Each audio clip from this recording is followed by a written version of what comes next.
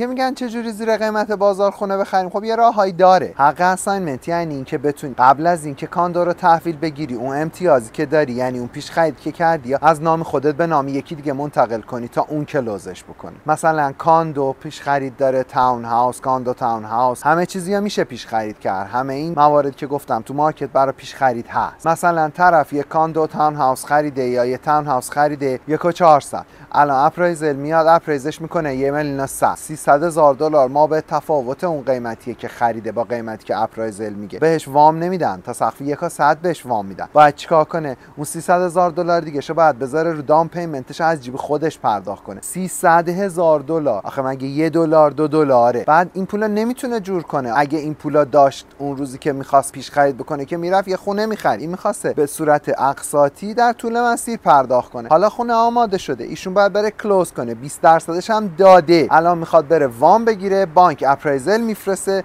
میان اپرایزلش کمتر از اون چیزیه که ایشون خرید کرده. چه اتفاقی میفته؟ خب ما به تفاوت چه باید خودش پرداخت بکنه. وام بانکی تا اون سقفی که اپرایزل بهش میدن، بیاد اون موقع تلفن رو برمی‌داره به این ریال استیت، به اون ایجنت، آقا من چیکار کنم؟ میخوام این اساینمنت رو بفروشم. پس مسلما ایشون هم باید اساینمنتش رو ارزون تر از چیزی که خودش خریده بفروشه. تازه اگر اجازه فروش از طرف بیلدر بهش داده بشه. یه خانومی تقریبا 20 روز پیش به من زنگ زد، 70 دونه پروژه پری کانستراکشن خریده بود. 70 دونه پروژه. به این امید $1,000,000 پول با خودش از ایران آورده بود. یه بنده خدایی اومده بود به این گفته بود که بیا بریم برات پری کانستراکشن بخرم، تو چون ورک پرمیت داری نمیتونی خونه بخری. اگر ایشون نتونه این پری کانستراکشن رو کلوز کنه، کامیشنی به شما تعلق نمیگیره. چرا پس این مشاوره اشتباه رو میدین به مردم؟ آقا مگه قراره هر کی ورک پرمیت داره بیاد خرید بکنه؟ اگر مطمئن نیستید که تا اون روزی که میخواین پروژه رو تحویل بگیرین شما پی آر میشین، استاتوس شما تبدیل میشه به یک کسی که رزیدنت کاناداست یا سیتیزن کاناداست، این کارو نکنید. به خاطر اینکه اون روز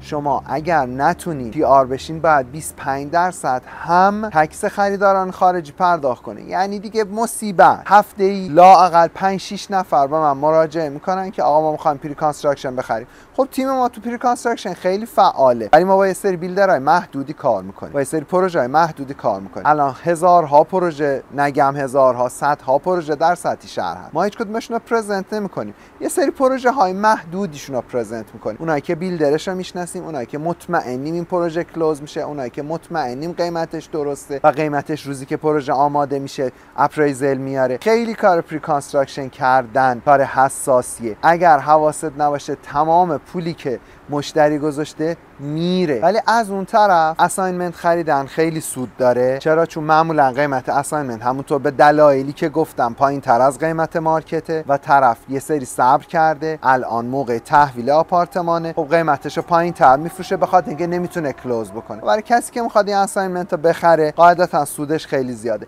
اینجا هم باز نیاز به تفکر داره، اینجا هم باید تأمل کرد، اینجا هم اینجوری نیست که هر اساینمنتی به ما پیشنهاد دادن ما بریم بخریم. اونم باید بشینیم بررسی کنیم، بیلدر رو بشناسیم، ببینیم کی تحویل داده میشه، استاتوس شما، سیچویشن مالی شما، سیچویشن وام گرفتن تو، به خیلی چیزا بستگی داره. 1 ساعت 2 ساعت یه جلسه بذارین، میشینیم صحبت میکنیم، مسائل براتون باز میکنیم. تقریبا میتونم بگم که بیلدرها رو خیلی خوب میشناسیم، با بیلدرایی که تراست داریم فقط کار میکنیم، بیلدرایی که میدونیم پروژه رو تحویل میدن. از لانگ از اینکه بدونیم پروژه کلوز میشه، پروژه ساخته میشه، بیلدر خوشنامیه، متریالی که ساخته میشه متریال قابل قبولیه، مورد تاییده. ولی همه این مسائل که گفتم نیاز به بررسی جامع داره. خریدن اساینمنت یکی از راههاییه که تو میتونی خونه ارزون تر از قیمت بازار بخری.